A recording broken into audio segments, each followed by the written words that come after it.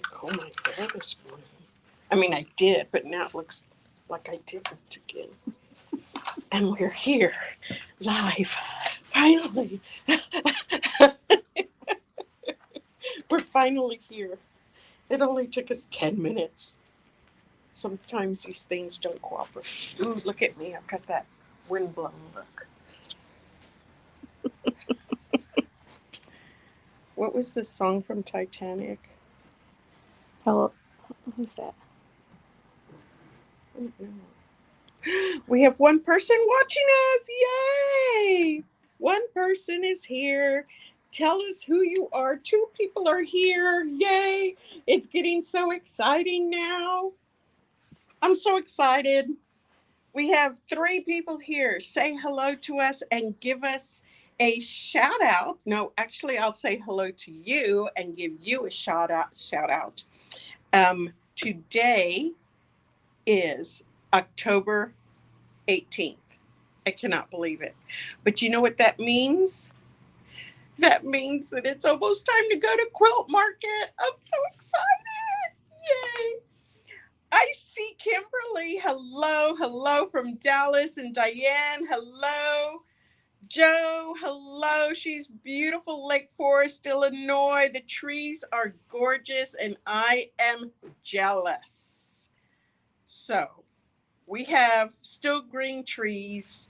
They're dying as they usually do at fall and winter and just drop their leaves. Very little color because we've also had very little rain.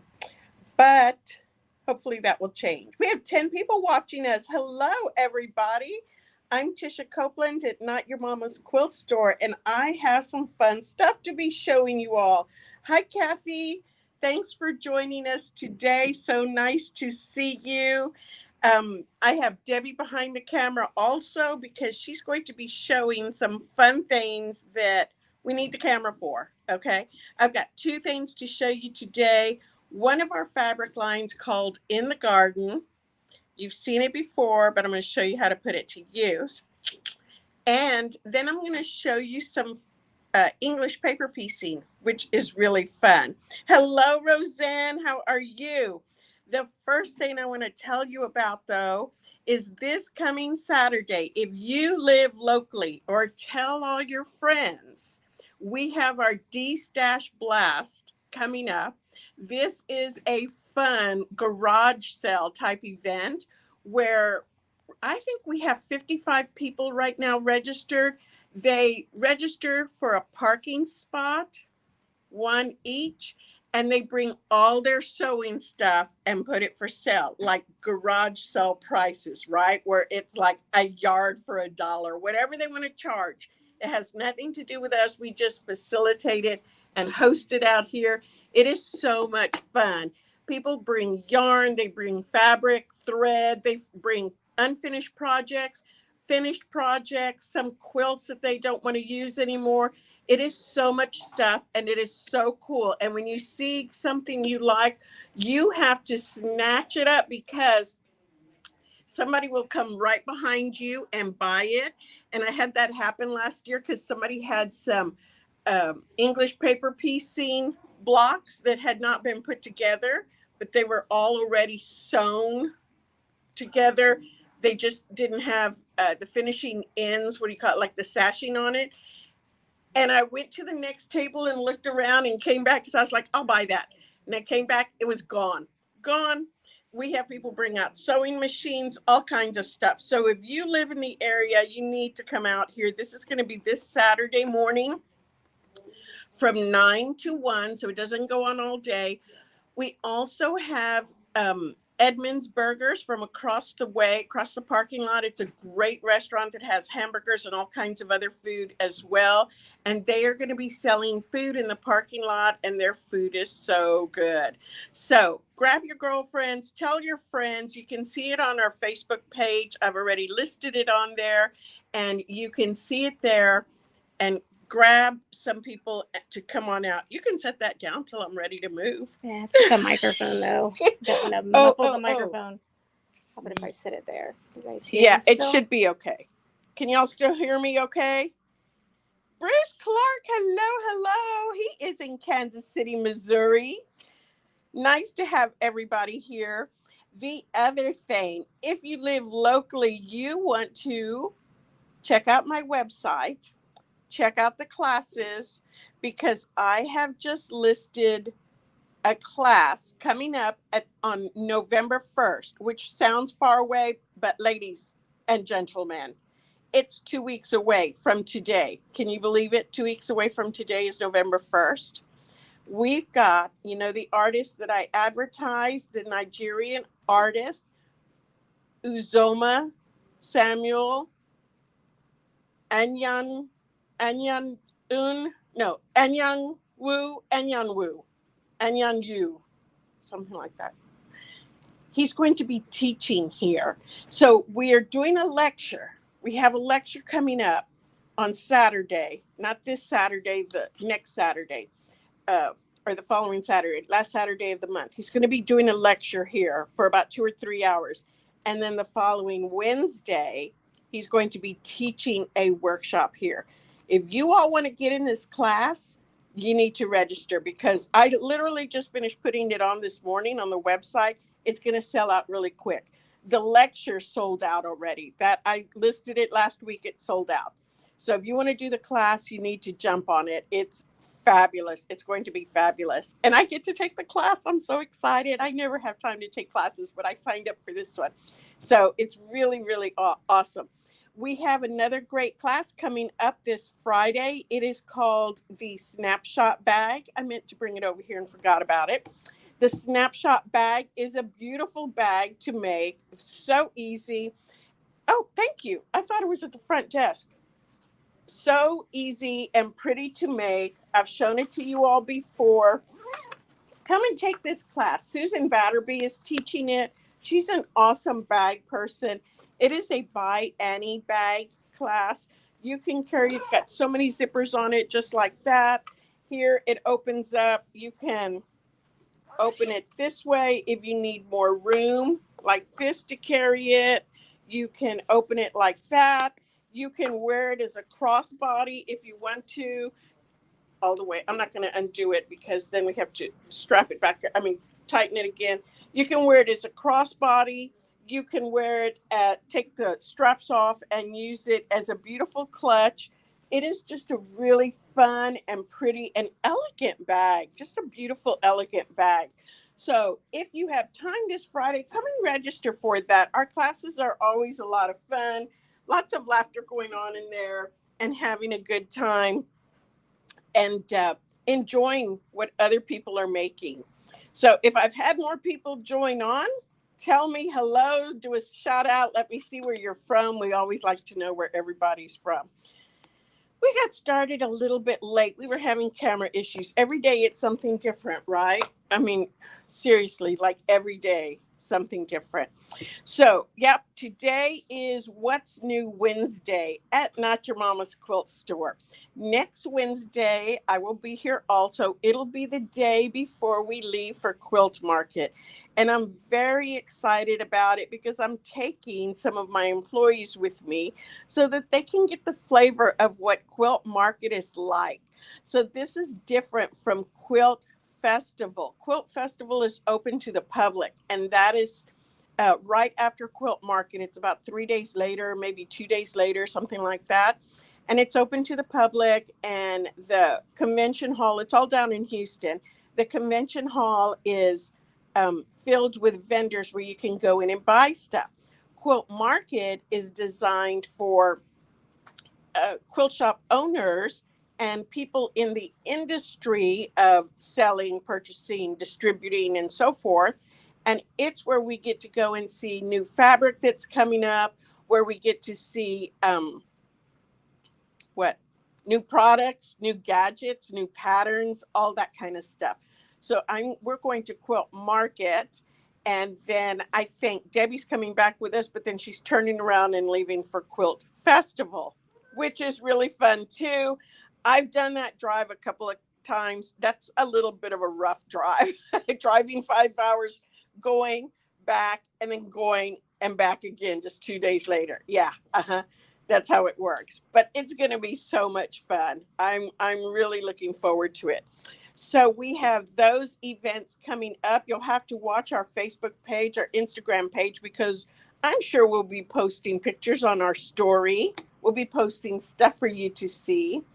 So I have two things to show you today. It sounds like it's going to be short and sweet, but it's not quite that short and sweet.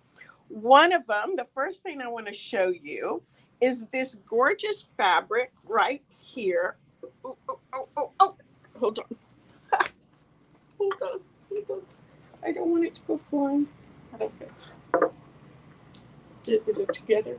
Are you moving the whole thing over? Yeah. Okay. Over to you? No, just right there. I was just trying to squeeze them. You know how sometimes you move one thing and it all starts falling like a domino? That's what I was afraid I was going to do. So this is called In the Garden, and it is a beautiful fabric line by Windham Fabrics. It is designed by somebody secret. Where is it? Jennifer. I don't remember her name. That's not good. Jennifer Moore. Got it. Jennifer Moore. And she came out with something so much fun. So I'm going to share. Oh, you know what, Debbie, we just did? Oh, I was going to show them the panels on the front, but we have all the cameras in the front. Oh, but you know what? I can show these panels. Okay. Remember I showed you this last month? Look at these gorgeous panels. These come 4 to a set. So here's 1 and 2. Pretty, right? And oops, 3. Pretty, pretty, pretty. Yeah. And 4. Look how cool this is. I took the square. Oops, let me pick her up a little bit. I took the panel and cut out my square, because remember they're pre-printed. I cut out my block, I should say, and I appliqued it to the back of this jacket, denim jacket. Now I cut it out because it was a little bit too big, and it was going to go over this seam and down to the bottom and over to the sides too far. And I wanted it to show off a little bit better. So I just took it and appliqued the whole thing down right to the back of this denim jacket. It looks so, look how pretty that is. I'm trying to balance it here. I'm holding it up with my boobies. That either means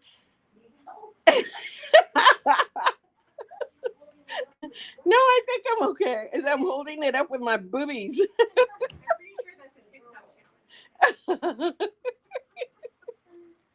So you can see right here how pretty that looks. I just did a raw edge applique all the way around. When it gets washed, it is going to fray, and so have that little bit of roughly frayed fabric all the way around, which I love. And then I did a stay stitch right in the seam line, because it's pre-printed. There isn't literally a seam line, but I did a stay stitch, meaning it just holds it in place so that when I wash it, it doesn't like sag to the bottom. I just did one here, and then this way and this way. So pretty.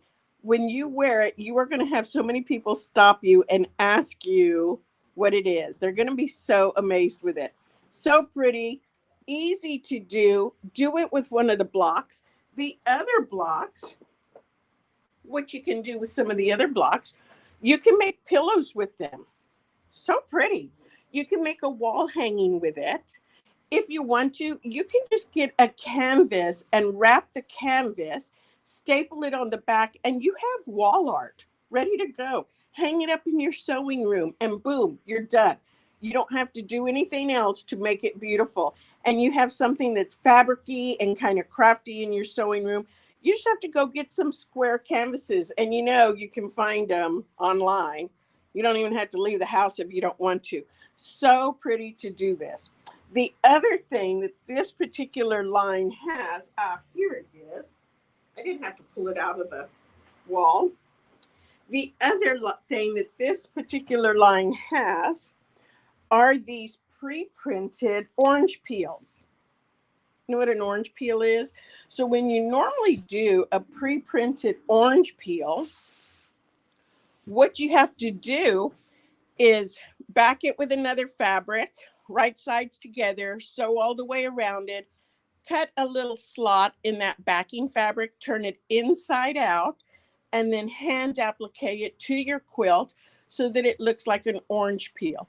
Or you do some curve piecing into it, or you can do it like a cathedral window if you want to, where you have the fabric right there and you flip back one edge and the other edge and stitch that down. It becomes a cathedral window. You can do that, but this fabric is going to take out one step for you. And you might say, I really don't want to have to do anything with that. It sounds too difficult, sounds too much work.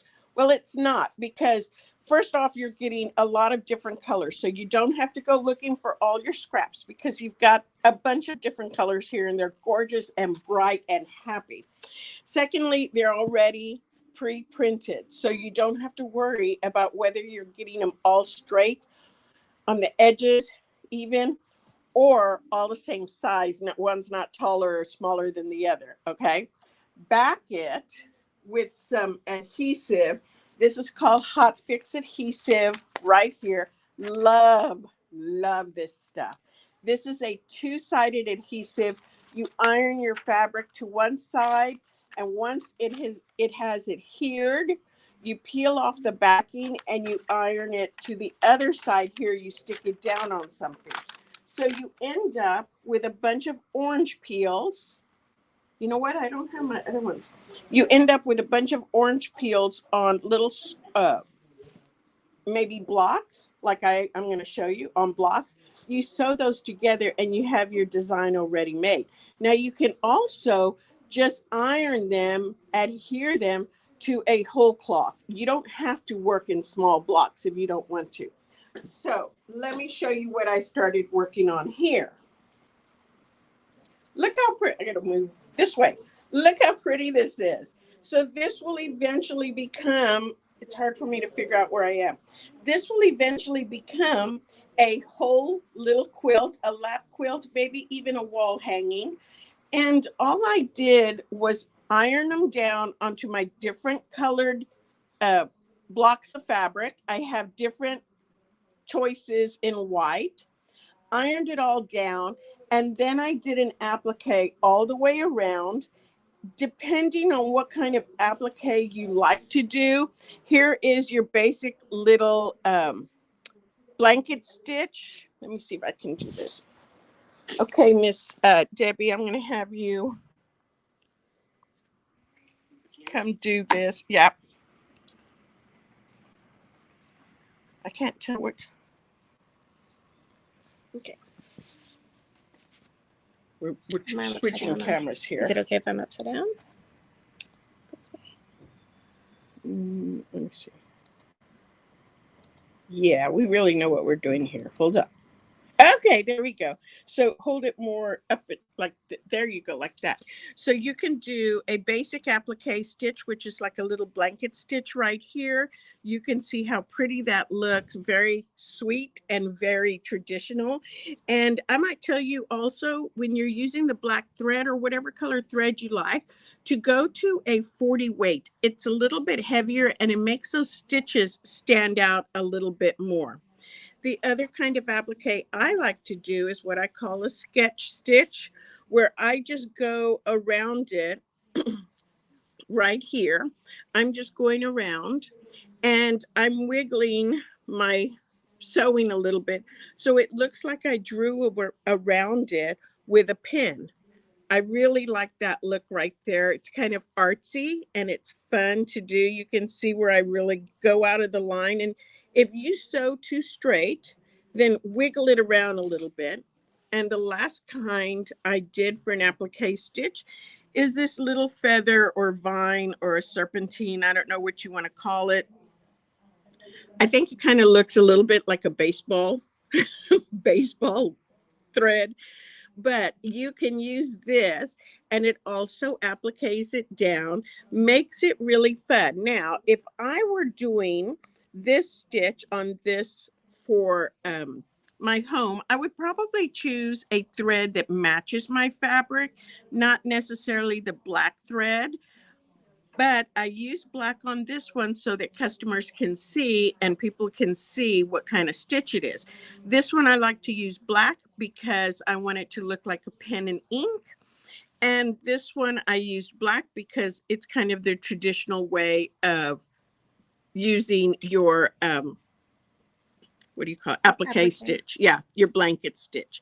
So those are three different things. You have this that you can, whoa, there we go. Have to be careful not to knock her over. That you have three different ways you can do it, and just keep adding more and more to it, and you will be able to have a whole quilt finished in no time.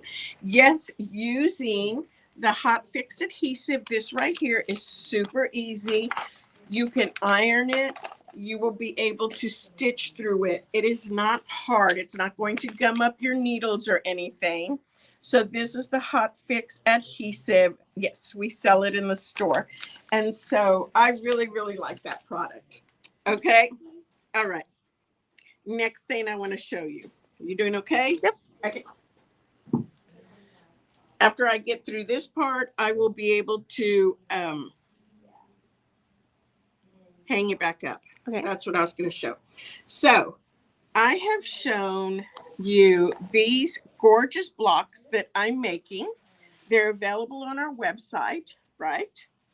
And here is another one. This is Lucy Boston Patchwork of the Crosses. Okay. And I'm using the 1-inch hexagons, the 1-inch templates, and papers. What I'm also using is what's called a magic mirror. Okay, now we sold our last one, of course, because I was going to demo this today. So, of course, we have to sell it.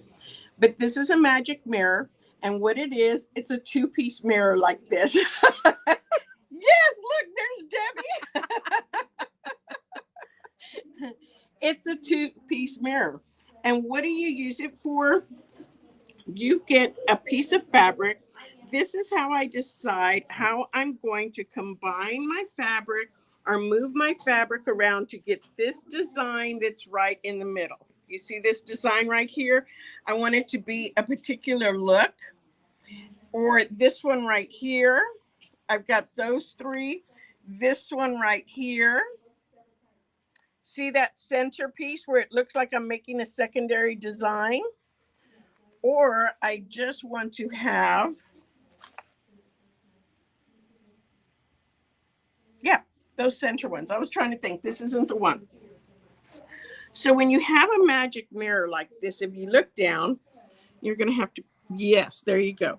When you move this mirror around, you can see what design you're looking for, okay? I just picked up a random fabric right here, and you can see what it's going to look like to get different ideas of what you want to do with your English paper piecing. Okay, if I want, oh, that one's kind of neat. If I want a blue circle in the middle, see that blue circle right there? If I want a blue circle in the middle and I have those little orange flowers all the way around it, it looks really, really pretty. So we take it a step farther, because in my new little kit that we have available in the store now, where is my little paper? Where's my paper?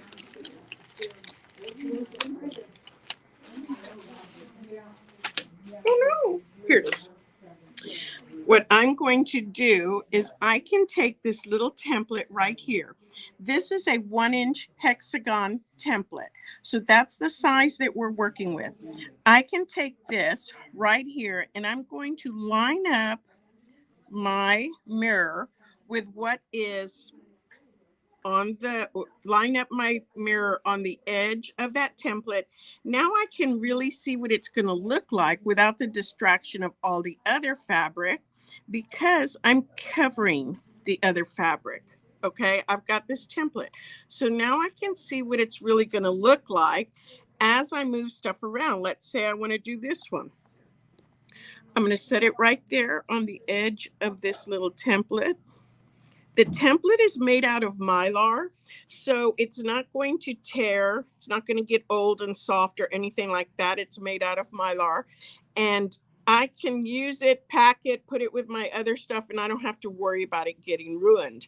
So I have this template that I can move around with my mirror so that I can block out everything else and see exactly what my design is going to be. As opposed to this, you look at this and you're like, okay, but what's my design? I see the corner, but what all am I gonna get? You put this in here and you're like, oh, okay, now I can really see, because what you're going to get is this part right here. So that's the first thing I want to show you about a magic mirror. When I see something that I really like on the magic mirror and I say, this is the way I want to do it, and I'm lining it up right there. And let's say that's exactly what I want to do. The next thing for me to do is to take my template right here. These are clear, so of course they're hard to see. My new templates that we have, these templates are going to already have registration marks. What's a registration mark? It's something that allows you to line up. So do you see the little dotted lines right here and right here across? That's going to allow me to line up exactly so that I'm getting the same cut every single time on my fussy cutting. Okay. It also has these little holes if you need to do a little dot to mark it off where it's going to be. I have that on there also. And the other thing that I did was take off all the writing on the inside right there, so that when you are trying to line something up, you're not distracted with all the writing. Okay. So if this is what I like right here, back to this, and I want to get exactly this design, all I have to do is take this piece and put it right there. Okay. Now I know I have that piece that I want. I'm being a little bit messy because I'm working upside down and backwards. I have it right there. I can see that this is the same spot I want to be in. Take, and I can't see it. Take that right there. Move my mirror and then put my outer edge around there. That's where I'm going to trace or cut. Okay, so 2-part system, 3-part system that you're working with, something to help you find your design. Then you have the inner part and the outer part, and I'm going to show you why you have these two also. Plus you have the registration lines, the marking lines, so that you can line up everything you want. And you have these little holes in there if you need to make a little pencil mark or anything like that. Plus no writing on the template, so that you're not distracted with all that writing. So let me show you how you would use a registration mark. I have this fabric right here, and I was fussy cutting it. You can tell by the Swiss cheese on here how I have Swiss cheese this to death. I was cutting on it, and I want to line up another project. Okay, so if I take this, and this is exactly how I want it. I already lined it up. I already went through the magic mirror. Now I'm going to get this piece right here. I'll come all the way over here. And I can see, I hope you can see too, it's a little bit hard. I lined up my little circle right there. This little circle, I lined it up with this little dot. See that little dot on the flower? It just worked for me, okay? So I lined it up right there. I have this line, the registration mark, that's straight. Sometimes you're looking just for the point. You're trying to see things on the point, and it can move and get shifted. But if I have my little registration line right there, I can put it exactly on the stem, exactly on my floral stem. I have my dot right there. I can see that the line going this way, that little registration mark, is cutting this little flower in half. Basically, this is going to be my printed side. So what I will do is trace around. So I like to trace. I don't necessarily take it to the cutting table yet because it's too big a piece of fabric to try to cut. So I like to trace all the way around it. Then I get my scissors and I cut out my pieces. Okay, cut it out. And by the power invested in me, I have my cutout piece right there. Ta-da! And I know it's exactly where I want it to be because I have my little registration mark right over the dot, my little line over the stem, and I have everything where it needs to be ready to get cut out. So now that I've done that, the challenge comes into getting it exactly placed on your paper. Working on the back of your fabric now, I have just the outer edge like so, like that. Do any of y'all watch, what is her name? Tamra. She does cooking classes. Why can I not find my stuff I carried around with me today? Is it the paper piece? It's my paper. I don't have my paper. What did I do with it? I set it down somewhere. Okay, hold on. This is really good, I promise you. I had it right here. I might have blown it away. Okay, that's okay. It got put away. So what I'm going to do is take my paper. We'll pretend this is my paper. Take my paper, put my glue on it. Because I have this lined up like that and I've cut it out, I'm just going to use that inner frame. Put my paper down right there. I put a little tack of glue so it'll hold it in place. Now I'm ready to go in and glue this down or thread baste it or whatever I want to do. And I'm going to have it lined up perfectly like I wanted to because I used my registration marks and because I used the mirror and I had this to set it on there straight. When I took this part out right here and I put this right here, I'm able to tape it down right in place like so and get it exactly where I need it to be. I really don't know what I did with my papers and that's going to drive me crazy because I had them all right here to show you. Okay. Entertain for a minute. I gotta go get them because this is. I had them. I know I had them. Let me get a close up of our jacket here. I know.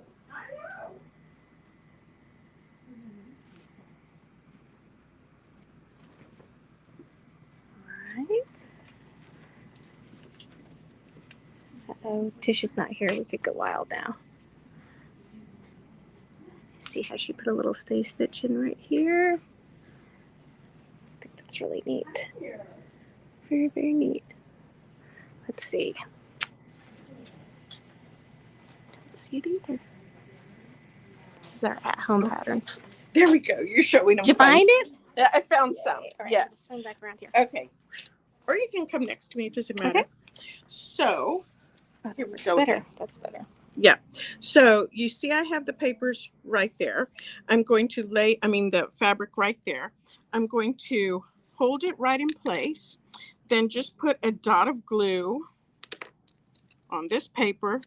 Put it right into place right there. Now I know it's going to be lined up because I used the template. Now I'm ready to go ahead and glue baste this. Sometimes I glue baste, sometimes I thread baste. It just depends what mood I'm in. There's not one particular way that you have to do it. With English paper piecing, you can do it either way and they're both correct. I'm using the Sew Line glue stick. We sell them here in the store. Really love them. So do you see how I got that cut out exactly how I wanted it? And if I come in and look at it on the mirror of what it's going to look like, you can see. There's one design right there. That's one. I can turn it around and do it this way. That creates a different design right there. So, different things that you can do with your mirror. You have precision setting, exactly how you want it done, because you are using this template, using it to place your paper like that. Then I always put a dot of glue on this so it glues to the back of the fabric. Then I can thread baste it or glue baste it. To start off, you have this one right here, and that's going to help you find your design when you're working with it on a piece of fabric and you're wanting to look at it without distractions. Okay, I'm going to switch cameras. I think you can just set that one down. There you go. I hope you enjoyed that. Do any of you all do any English paper piecing? You probably don't even have to set it up because I'm not going to do anything else. Do any of y'all do any English paper piecing at all? I do have. I do have to tell you that I put it down for a long time and then I'll pick it up and then I put it down for a long time and I pick it up again. So I really have a lot of fun doing it. And right now I want to play with it all weekend long. So I think everybody kind of does that. They set stuff down and then come back to it and go, oh, yeah, I remember. Consequently, it makes it hard. It makes it hard to finish anything because I don't get to it right away. So let's see. I've got a couple of questions. Um, how is it different from Steam-A-Seam 2? So the big thing about Steam-A-Seam 2, Lisa, is that when you iron it to the back of the fabric, and you peel off that backing and stick it to something else, it's like a post-it note. It has the stickiness where whatever you're hearing it to, you can put it there, and if it's crooked or something, you can peel it off and replace it, or peel it off and turn it the other way, or take it off altogether if you don't like it. It doesn't become permanent until you iron it down. The hot fix adhesive it doesn't have anything like tackiness to use, so you can't place stuff and take it off and put it on there and take it off. You're going to have to leave it. If you put it down and you iron it, it's going to stay in that place. But what I really do like about it is it's very light and you can't cook off the glue, which is a biggie for me because I always am ironing too hot and too long, and I tend to cook the glue off my paper or off my adhesive, and then it doesn't work at all anymore. Then I got to start over, and by then it looks shot. So this one, you can get it really, really hot, and it doesn't cook off. I'm just learning, but don't have a mirror. This is very helpful. Well, good, Janet. I don't remember. Do you live in town? Because I teach classes on English paper piecing. And anytime, if you come in here, we'll be happy to show you how to use it.